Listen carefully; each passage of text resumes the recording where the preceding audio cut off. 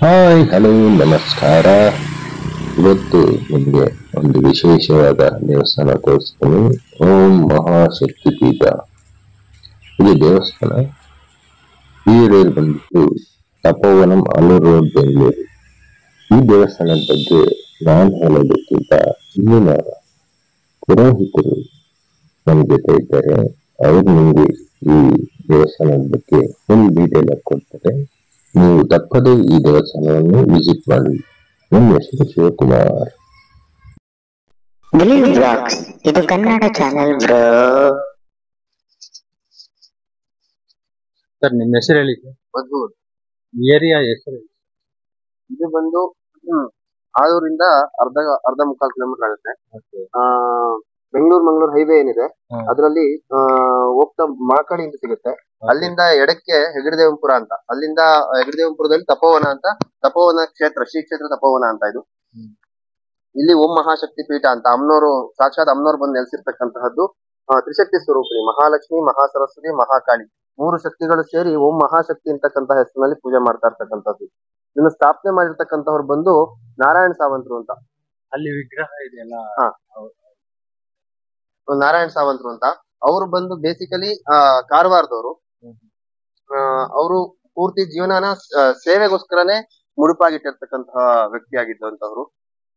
ಆ ನಂತರದಲ್ಲಿ ಹೋಮಿಯೋಪತಿಯನ್ನ ಕಲಿತು ಹೋಮಿಯೋಪತಿಯಲ್ಲಿ ಪ್ರತಿ ಮಂಗಳವಾರ ತಪೋವನದಲ್ಲಿ, ಪ್ರತಿ ಗುರುವಾರ ರಾಜಾಜಿನಗರದಲ್ಲಿ ಅಟ್ ಪ್ರೆಸೆಂಟ್ ಈಗಲೂ ಸಹ ನಡೀತಾ ಇದೆ ಸೇವೆ. ಯಾವುದೇ ರೀತಿಯಾದಂತಹ ಹಣಕಾಸನ್ನ, ಯಾವುದೇ ರೀತಿಯಾದಂತಹ ದುಡ್ಡನ್ನು ತಗೊಳ್ಳದೆ ಪ್ರತಿನಿತ್ಯ ಪ್ರತಿ ಮಂಗಳವಾರ ತಪೋವನದಲ್ಲಿ, ಪ್ರತಿ ಗುರುವಾರ ರಾಜಾಜಿನಗರದಲ್ಲಿ. ಅವ್ರ ಇದ್ ಕಾಲದಲ್ಲಿ ಸುಮಾರು ಕಡೆ ನಡೀತಾ ಇತ್ತು ಬೆಂಗಳೂರಲ್ಲಿ, ಬಟ್ ಈಗ ಇವೆರಡು ಕಡೆ ನಡೀತಾ ಇದೆ. ಮಂತ್ಲಿ ಒನ್ಸ್ ಸೆಕೆಂಡ್ ಸಂಡೇ ಕಾರವಾರದಲ್ಲಿ ನಡೀತಾ ಇದೆ. ಅಂದ್ರೆ ಅವ್ರು ಹುಟ್ಟಿದ ಕ್ಷೇತ್ರ ಅಂತ. ವಿಚಿತ್ರವಾಗಿ ಹೋಮಿಯೋಪತಿಯಲ್ಲಿ ಬಂದಿರ್ತಕ್ಕಂಥವ್ರಿಗೆ ಎಲ್ರಿಗೂ ಔಷಧಿಯನ್ನ ಕೊಡ್ತಾ ಬರ್ತಾ ಇದಾರೆ. ಇನ್ನ ಮೇನ್ ಆಗಿ ಬಂದು ಅವ್ರ ಕಾಲಾನಂತರ ಯಾರು ನಡೆಸ್ತಾರೆ ಅಂತಕ್ಕಂತಹ ಪ್ರಶ್ನೆ ಬಂದಾಗ, ಸಾಕ್ಷಾತ್ ಅಮ್ಮನವರೇ ಬಂದು ನೆಲೆಸಿ ಇಲ್ಲಿ ಅಮ್ಮನೇ ಮುಂದಕ್ಕೆ ನಡ್ಸ್ಕೊಂಡು ಹೋಗ್ತಾಳೆ ಅಂತಕ್ಕಂತಹ ಒಂದು ಪ್ರೇರಣೆ ಗುರುಜಿಗೆ ಆದಂತಹ ಸಂದರ್ಭದಲ್ಲಿ ಅಮ್ಮನವರೇ ಬಂದು ಇಲ್ಲಿ ಇರ್ತಾರೆ ಅಂದಾಗ ವಿಶೇಷವಾಗಿರ್ತಕ್ಕಂತಹ ಒಂದು ದೇವಸ್ಥಾನವನ್ನ ಕಟ್ಟಬೇಕು ಅಂತಕ್ಕಂತಹ ಒಂದು ಇದ್ರಲ್ಲಿ ಮುಂದೆ ಬಂದು ಸಿಂಹ ಮುಖ, ಹಿಂದೆ ಬಂದು ಹಸುವಿನ ಮುಖ ಇದೆ. ಇದಕ್ಕೊಂದು ಮೀನಿಂಗ್ ಇದೆ. ಹೌದು, ಬಂದೆ. ಸಿಂಹ ಮುಖ ಏನಕ್ಕೆ ಅಂದ್ರೆ, ನಿಮ್ಗೆ ನಮ್ಮಲ್ಲಿರ್ತಕ್ಕಂತಹ ಅಮ್ಮನವ್ರ ವಾಹನ ಬಂದು ಸಿಂಹ. ಮೊದಲನೇದಾಗಿ ಅಮ್ಮನವ್ರ ವಾಹನ ಬಂದು ಸಿಂಹ. ಸಿಂಹದ ಮುಖದಿಂದ ನಾವು ಒಳಗ್ ಬಂದಾಗ, ಸಿಂಹ ಅಂದ್ರೆ ನಮಗೆ ಮೊದಲನೇದಾಗಿ ಬರತಕ್ಕಂಥದ್ದು ವ್ಯಾಘ್ರ ಅಂತ. ಅದು ಏನ ಕೆಟ್ಟತನ ಇದ್ರೂ ಅದನ್ನ ತಿಂದಾಕುತ್ತೆ ಅಂತಕ್ಕಂತಹದ್ದು. ನಮ್ಮಲ್ಲಿ ಅರಿಷಡ್ ವರ್ಗಗಳು ಅಂತ ಕರೀತಾರೆ. ಕಾಮ, ಕ್ರೋಧ, ಲೋಭ, ಮದ, ಮಾತ್ಸರ್ಯ ಅರಿಷಡ್ ವರ್ಗಗಳು ಅಂತ ಏನ್ ಕರೀತಾರೆ. ನಾವು ಸಿಂಹ ಮುಖದಿಂದ ಒಳಗೋದಂತಹ ಸಂದರ್ಭದಲ್ಲಿ ನಮ್ಮ ಅರಿಷಡ್ ವರ್ಗಗಳೆಲ್ಲವನ್ನು ಸಿಂಹ ತಿಂದಾಕುತ್ತೆ ಅನ್ನೋ ಒಂದು ಕಾನ್ಸೆಪ್ಟ್. ಮುಂದೆ ಒಳಕ್ ಹೋದಂತಹ ತ್ರಿಶಕ್ತಿ ಸ್ವರೂಪಿಣಿ ಮಹಾಲಕ್ಷ್ಮಿ, ಮಹಾಸರಸ್ವತಿ, ಮಹಾಕಾಳಿ ತ್ರಿಶಕ್ತಿ ಸ್ವರೂಪಿಣಿ ಆದಂತಹ ಓಂ ಮಹಾಶಕ್ತಿಯನ್ನ ದರ್ಶನ ಮಾಡಿ ವಿತ್ ಶ್ರೀಚಕ್ರ ಪ್ಲಸ್ ಪರಿವಾರ ಗಣಪತಿ, ನಿಮ್ಗೆ ಎಡಕ್ಕೆ ಗಣೇಶ ಮತ್ತೆ ಬಲಕ್ಕೆ ಹೋಗ್ತಾ ನಮ್ಮ ಎಡಕ್ಕೆ ಗಣಪತಿ, ಬಲಕ್ಕೆ ಶಿವ ಕಾಣಿಸ್ತಾನೆ. ಅಂದ್ರೆ ಸಪರಿವಾರ, ಅಮ್ಮನವರ ಸಪರಿವಾರ ಸಮೇತ ವಿತ್ ಶ್ರೀಚಕ್ರದ ಪಾಸಿಟಿವ್ ಎನರ್ಜಿಯನ್ನ ಗ್ರಾಸ್ಪ್ ಮಾಡ್ಕೊಂಡು ಮುಂದಕ್ಕೆ ಹೋದ್ರೆ ಅಲ್ಲಿ ದತ್ತಾತ್ರೇಯರು ಇರ್ತಾರೆ. ದತ್ತಾತ್ರೇಯರು ಅಂದ್ರೆ ನಮಗೆ ಜ್ಞಾನದ ಸ್ವರೂಪ. ಗುರುಗಳಿಗೆಲ್ಲ ಗುರುಗಳು ಯಾರು ಅಂದ್ರೆ ದತ್ತಾತ್ರೇಯರು. ಅಂತಹ ಗುರುಗಳನ್ನ ಮೂಲಕ ಜ್ಞಾನವನ್ನ ಪಡ್ಕೊಂಡು ಹಸುವಿನ ಮೂಲಕ ಹೊರಗಡೆ ಹೋಗ್ತೀವಿ. ಹಸು ಅಂದ್ರೆ ಸಾತ್ವಿಕತೆ, ಸಿಂಪ್ಲಿಸಿಟಿ, ಅಥವಾ ಎಲ್ಲರನ್ನು ಪ್ರೀತಿಸ್ಬೇಕು ಅಂತಕ್ಕಂತಹ ಒಂದು ಗುಣವನ್ನ ತೋರಿಸ್ತಕ್ಕಂಥದ್ದು ಹಸು.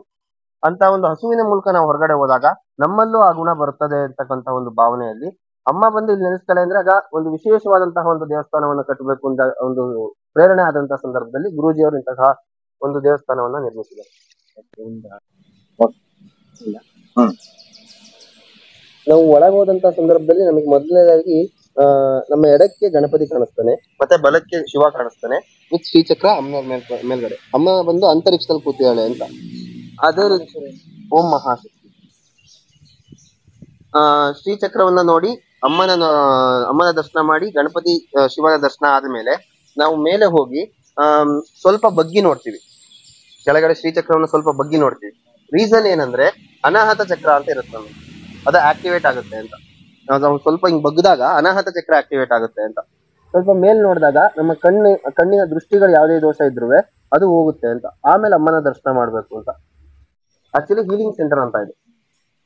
ನಾವು ಒಂದ್ಸರಿ ಒಳಗೋಗಿ ಅಮ್ಮನ ದರ್ಶನ ಮಾಡಿ ಸಿಂಹದ ಮುಖದಿಂದ ಒಳಗೋಗಿ ಹಸು ಮುಖದಿಂದ ಹೊರಗಡೆ ಬಂದ್ರೆ ನಮ್ಮಲ್ಲಿರ್ತಕ್ಕಂತಹ ಯಾವುದೇ ನೆಗೆಟಿವಿಟಿ ಆಗಿರ್ಬೋದು, ಯಾವುದೇ ದೋಷ ಆಗಿರ್ಬೋದು, ಯಾವುದೇ ಕಾಯಿಲೆ ಆಗಿರ್ಬೋದು ಆಟೋಮೆಟಿಕಲಿ ಹೀಲ್ ಆಗುತ್ತೆ ಅಂತ. ಇಲ್ಲಿ ಸ್ಪೆಷಲ್ ಪೂಜೆಗಳೇನು? ಸ್ಪೆಷಲ್ ಪೂಜೆಗಳು ಅಂತ ಬಂದ್ರೆ ಪ್ರತಿ ಹುಣ್ಣಿಮೆ ಸತ್ಯನಾರಾಯಣ ಸ್ವಾಮಿ ಪೂಜೆ ನಡೆಯುತ್ತೆ. ಸಂಕಷ್ಟ ದಿವಸ ಗಣಪತಿ ಪೂಜೆ ನಡೆಯುತ್ತೆ. ಪ್ರತಿ ಕೊನೆ ಮಂಗಳವಾರ ಸಪ್ತಶತಿ ಪಾರಾಯಣ ನಡೆಯುತ್ತೆ. ಇಯರ್ಲಿ ಇಂದ ಬಂದಾಗ ಚಂಡಿಕಾ ಹೋಮ ನಡೆಯುತ್ತೆ. ದೇವಸ್ಥಾನದ ವಾರ್ಷಿಕೋತ್ಸವ ಸಮಯದಲ್ಲಿ ಸಹ ಚಂಡಿಕಾ ಹೋಮ ನಡೆಯುತ್ತೆ.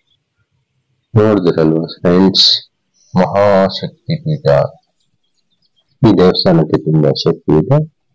ನೀವು ಆ ಶಕ್ತಿಯನ್ನು ಪಡೆದಿರಿ. ತಪ್ಪದೆ ಈ ದೇವಸ್ಥಾನವನ್ನು ಒಮ್ಮೆ ಆದ್ರೂ ನೋಡಲೇಬೇಕಾದ ದೇವಸ್ಥಾನ. ಇದು ನಮ್ಮ ಬೆಂಗಳೂರಲ್ಲಿ ಇದೆ. Don't miss it. ಈ ವಿಡಿಯೋ ಇಷ್ಟವಾಗಿದ್ರೆ ಹಾಗೆ